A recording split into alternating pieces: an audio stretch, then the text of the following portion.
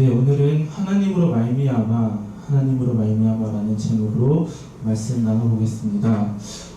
이 자리에 나오신 성도님들을 환영하고 축복하며 또 영상으로 참석하시는 성도님들도 환영하고 축복합니다.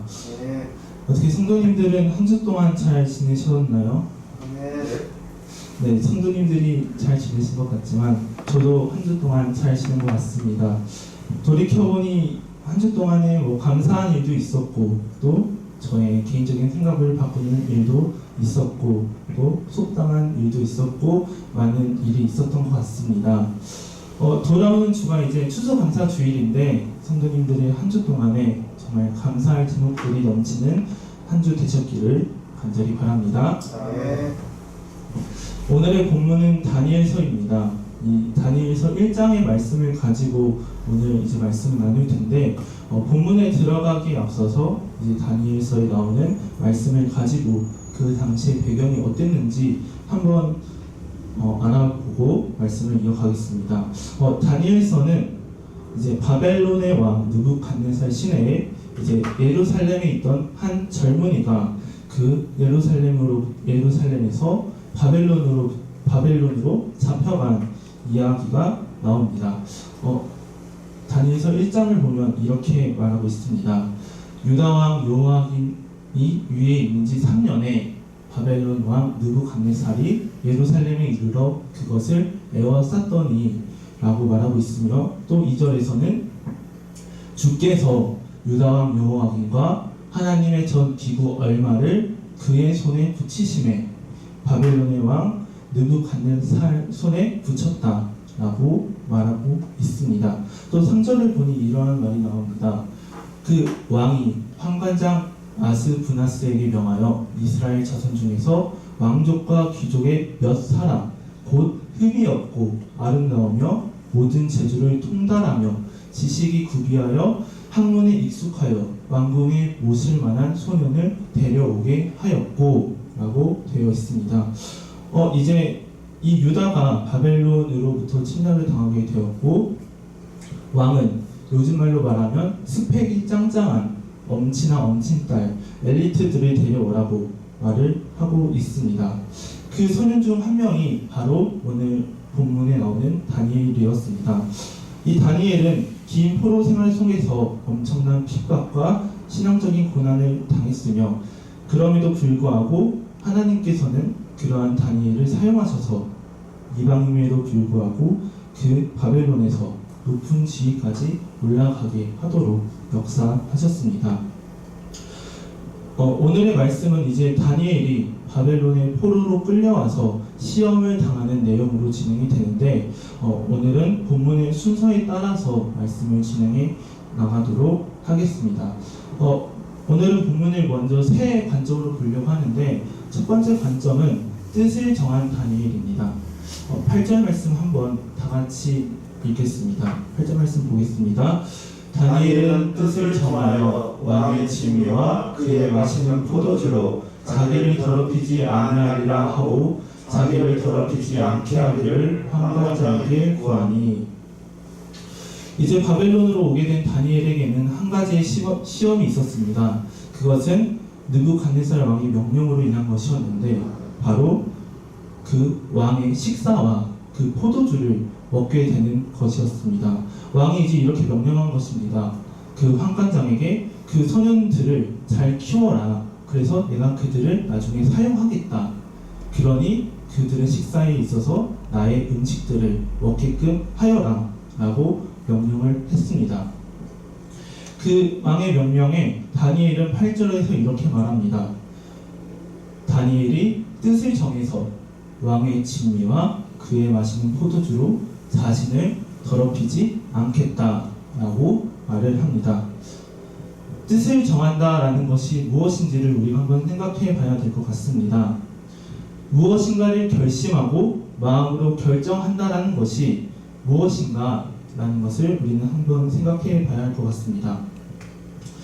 이에 대한 답은 여러 가지가 있을 것입니다. 무엇인가 뜻을 정했다라는 것은 내가 할 수 있는 그 수많은 것 중에서 가장 최선의 것이라는 뜻이 되기도 할 테고 또 한 가지의 뜻을 정했기 때문에 이 한 가지가 아닌 나머지의 것들을 포기하는 그러한 상황이 또 뜻을 정한다라는 의미가 될 수도 있을 것이며, 또 이 한 가지가 본인이 바라는 가장 이상적인 모습이 되기도 할 것입니다.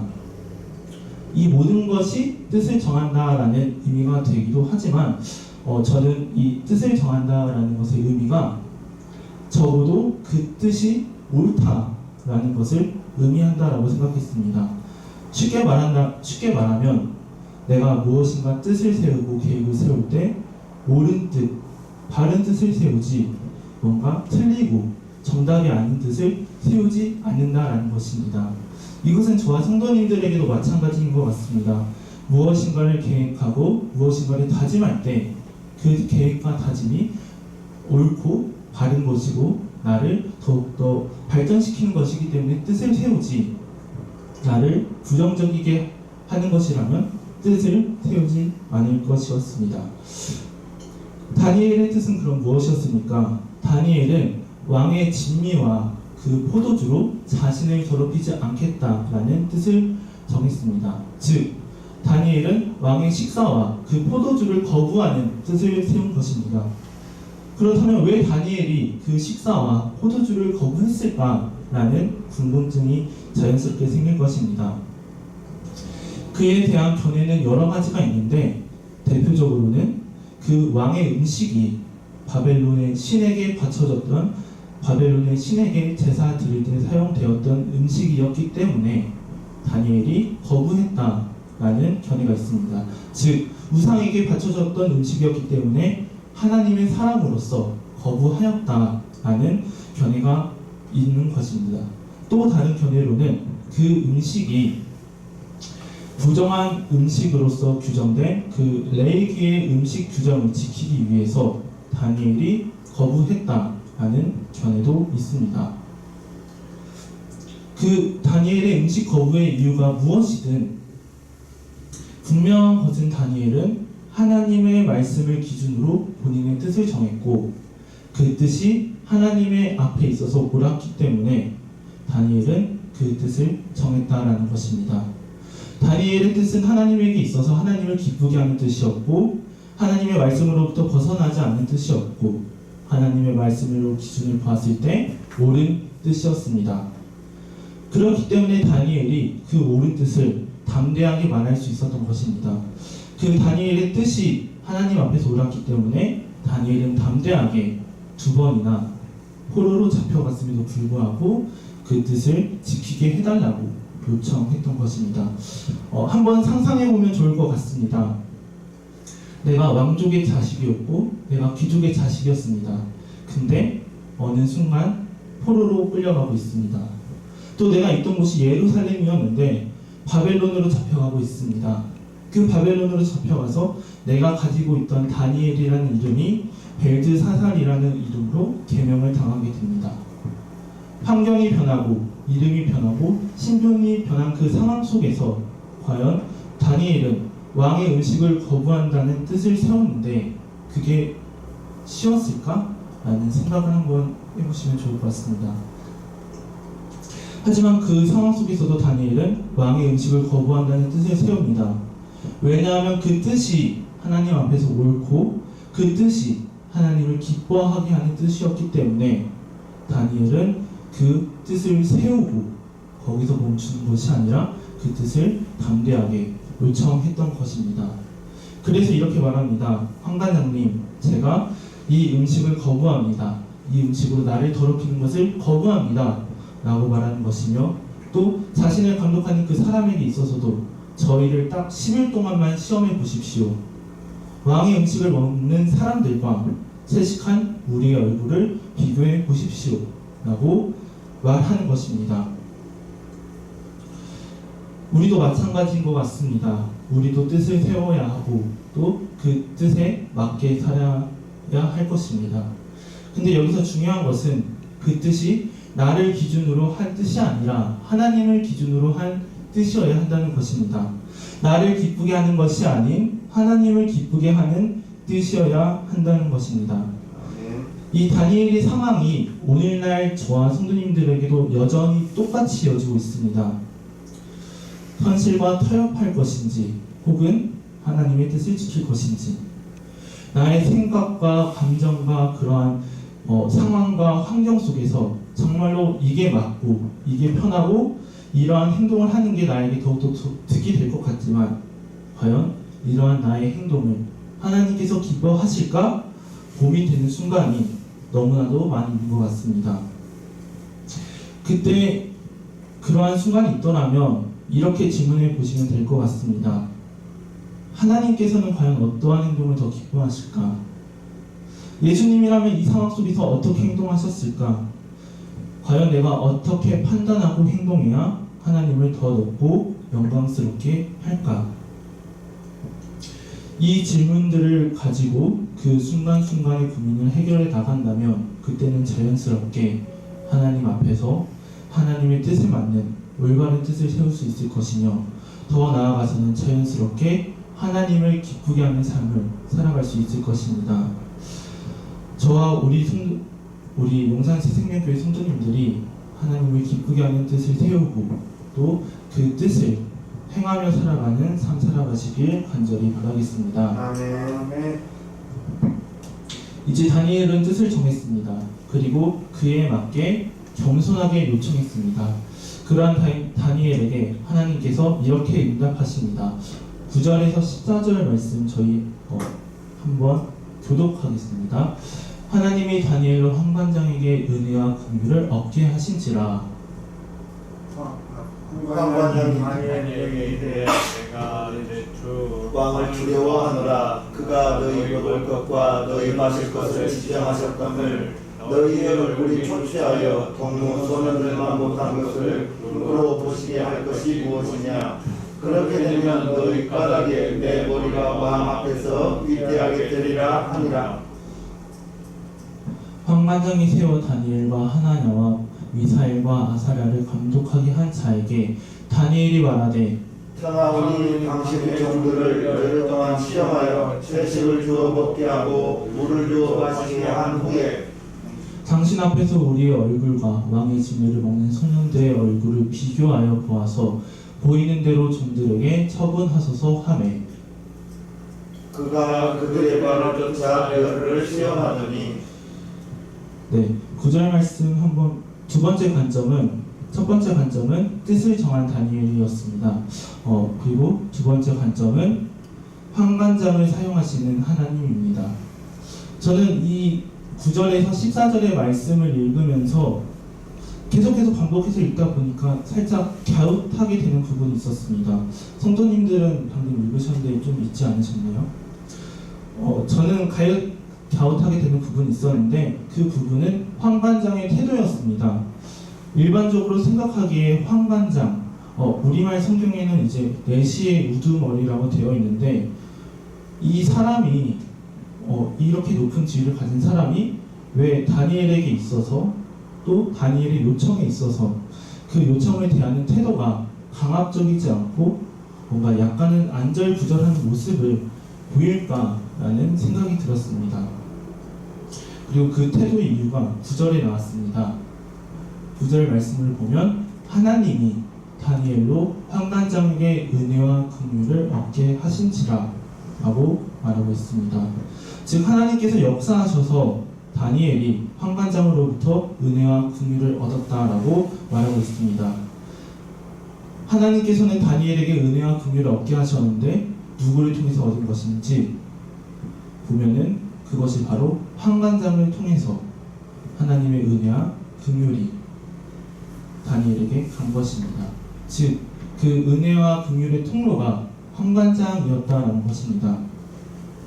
시온 성경에서는 이 구절을 이렇게 말하고 있습니다. 하나님께서 환관장의 마음을 움직이셔서 다니엘의 말을 좋게 여기도록 해주셨다. 근데 이 환관장은 어떤 사람입니까? 이방인입니다. 그리고 하나님을 믿지 않는 사람입니다. 또 10절을 통해서 알 수 있는 것은 하나님보다 그 나라의 왕을 두려워하는 사람입니다. 그런데 하나님께서는 그러한 환관장을 통해서 다니엘에게 역사하신 것입니다. 그 환관장을 통해서 다니엘에게 은혜와 긍휼을 주신 것입니다. 여기서 우리가 생각해 볼 수 있는 것은 하나님께서는 하나님을 믿지 않는 사람을 통해서 우리에게 역사하신다라는 것입니다. 하나님께서 역사하시는 그 수단과 그 방법이 너무나도 다양한 것 같습니다.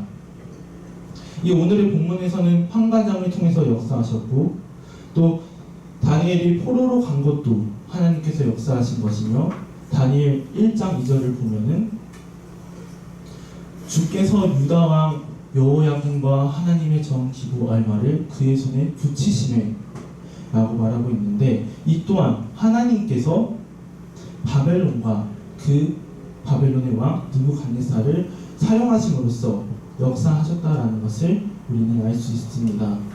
성경을 보면 그 하나님의 역사하심과 하나님의 개입하심의 모습이 더 다양하게 나타나는데, 출애굽기에서는 10가지의 재앙을 통해서 역사하시며, 또 홍해 앞에서는 바다를 통해서 역사하시고, 또 요나서에서는 폭풍을 통해서 요나에게 역사하시는 모습을 우리는 성경을 통해서 알 수 있습니다. 하나님의 역사하심과 하나님의 개입하심, 그 모습이 너무나도 다양한 것 같습니다. 그래서 우리는 그 모습이 너무나도 다양해서 그 순간에는 만약에 힘듦과 고난이 다가온다면 그것이 하나님의 일하심인지 모를 때가 많이 있는 것 같습니다.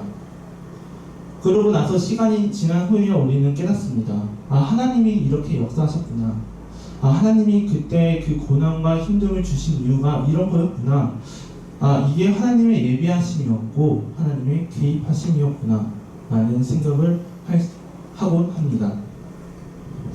이 다양한 모습으로 역사하시는 하나님을 보면서 우리는 두 가지 생각을 할 수 있는데, 먼저는 우리에게 다가오는 그 수많은 것들을 잘 분별해야 한다는 것입니다. 만약 나에게 어떠한 고난과 힘듦이 다가온다 하면 혹시 그것이 하나님의 신호와 하나님의 메시지는 아닌가 라는 생각을 해야 될 것이며, 환관장같이 삶 속에서 만나는 예수님을 믿지 않는 사람을 통해서도 무엇인가를 말씀하실 텐데, 그러한 환관장 같은 사람이 내 주위에 있나? 라는 생각을 가져야 할 것입니다. 두 번째로는 예수님을 믿지 않는 사람들도 그들이 원튼 원하지 않든 하나님의 뜻과 계획에 따라서 행동하는데, 하물며 그리스도인인 우리도 하나님의 뜻과 그 계획에 맞게 행동해야 한다는 것입니다. 출애굽에 있던 10가지 재앙에서는 메뚜기와 파리와 우박들도 하나님의 뜻에 맞게 행동을 했으며, 또 예수님을 믿지 않는 바벨론과 느부갓네살 그리고 환관장 또한 그들이 원튼 원하지 않든 하나님의 계획에 맞게 행동을 했습니다.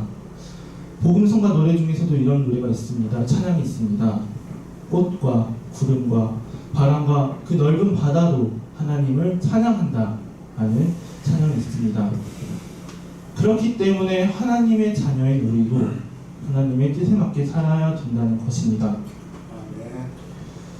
저와 우리 성도님들이 우리의 삶 속에서 다양한 모습으로 나타나는 그 하나님의 개입하심을 잘 분별하며 또 하나님의 뜻에 맞게 살아가기를 간절히 바랍니다. 아멘. 다니엘은 환관장과 감독관에게 자신의 뜻을 전했고, 하나님께서는 그들을 통해 역사하셨으며, 다니엘과 그의 친구들은 이제 채식을 하게 됩니다. 그리고 하나님은 채식한 이들에게 이렇게 역사하십니다. 15절에서 16절 말씀 제가 읽어드리겠습니다. 열흘 후에 그들의 얼굴이 더욱 아름답고 살이 더욱 윤택하여 왕의 진미를 먹는 모든 소년보다 나아 보인지라. 이러므로 감독하는 자와 그들에게 분정된 진미와 아실 포도주를 제하고 채식을 주니라. 첫 번째 관점은 뜻을 정한 다니엘이었습니다. 두 번째 관점은 환관장을 사용하신 하나님이었습니다. 그럼 마지막 세 번째 관점은 하나님께서 해결하신다는 것입니다. 하나님께서 해결하신다. 15절에서 말합니다. 다니엘과 그 친구들의 얼굴이 다른 사람들보다 더욱 아름답고 더욱 윤택하였다. 이제 다니엘과 그 친구들은 10일 동안 채식을 했고, 다른 동료들, 다른 사람들은 왕의 식사를 했습니다. 성도님들은 그 얼굴을 더욱더 좋게 하는데 어떤 식사가 더 효과적이라고 생각하신가요? 저는 당연히 후자라고 생각합니다. 풀만 먹는 채식보다는 그 왕의 식사, 그 바벨론의 신에게 바치는 그 음식은 그냥 평범한 음식이 아니라 최고급 중에 최고급이었을 것이며 귀하고도 귀한 음식이었을 것입니다. 그렇기 때문에 당연히 귀한 음식을 먹어야만 더욱 좋은 얼굴을 가지고 더욱 아름다운 얼굴을 가질 수 있을 것입니다. 오늘로 생각해보면 10일 동안 샐러드와 물만 먹는 것보다는 마치 대통령처럼 거하게 식사를 하고 또 흔히 사극에서 볼 수 있는 것처럼 막 10첩, 20첩의 그런 반상을 가지는 것이 더욱더 좋을 것입니다. 그런데 성경을 보니 그 결과가 정반대였습니다. 당연히 왕의 음식과 포도주를 먹는 그 소년들의 얼굴이 좋을 줄 알았는데 막상 그 결과는 채식을 한 다니엘과 세 친구의 얼굴이 더 좋았던 것입니다. 그렇다면 오늘날 저희가 가지고 있던 이 상식이 과연 틀린 것일까요? 정말로 왕의 식사가 아닌 채식을 해서 영양학적으로 그게 너무나 좋아서 다니엘과 그 친구들의 얼굴이 더욱 좋았을까요? 저는 아니라고 생각합니다.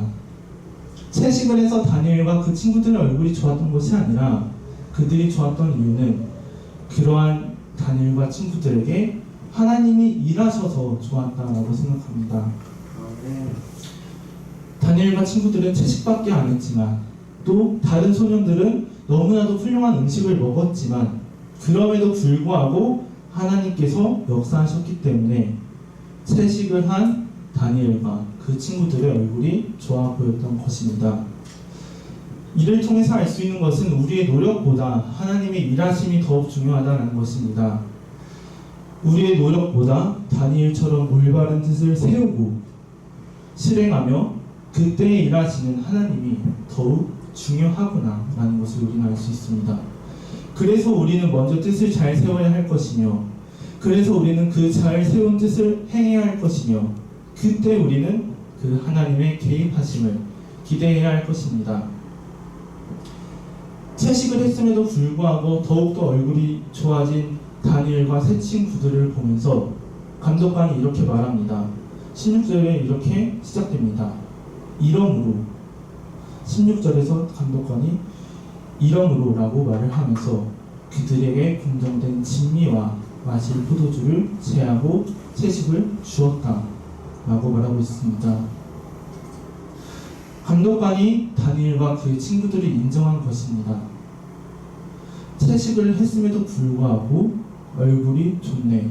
그래, 너 인정할게. 내가 너의 말대로 앞으로도 음식을 제외하고 채식을 줄게 라고 인정한 것입니다. 더 나아가서 바벨론의 왕 느부갓네살도 그 다니엘과 친구들을 인정합니다. 19절과 20절 말씀 제가 읽어드리겠습니다.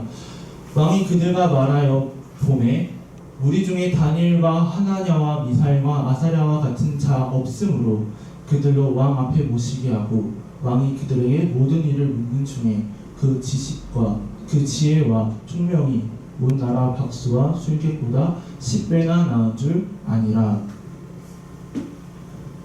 한 나라의 왕이어서 눈썰미가 있었나 봅니다.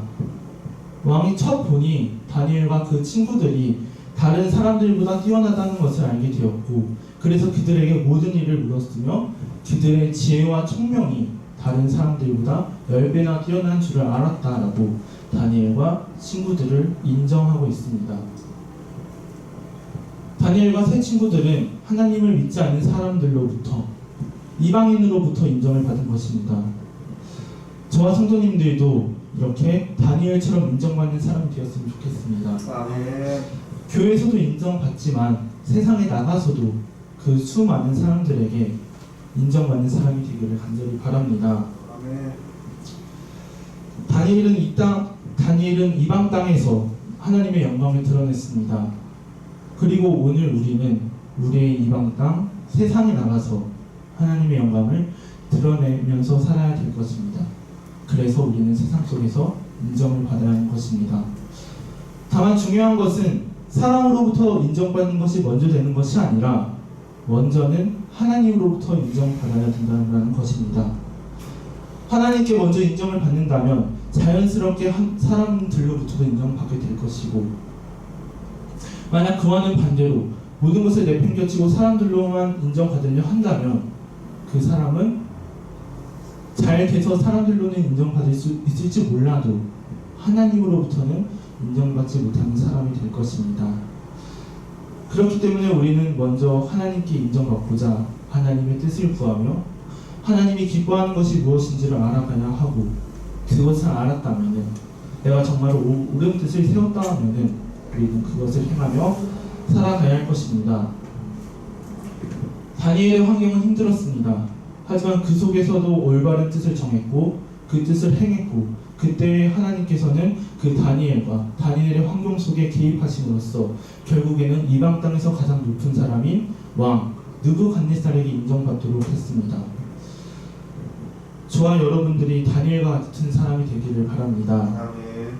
먼저는 현실과의 그 타협이 고민되는 그 상황 속에서도 불구하고 하나님 앞에서 옳은 뜻을 정하고, 뜻을 정했다면 행하고, 그러한 우리에게 하나님이 역사하셔서 우리의 이방 땅인 세상 속에서도, 각자의 자리에서도, 삶 속에서도 그 수많은 사람들에게, 그리고 그 세상 속의 권위자들에게 인정받는 각 한 사람 한 사람 성도님들 되시길 간절히 바라겠습니다. 아멘. 네, 오늘은 나는 믿네라는 찬양을 한번 부르려 하는데요.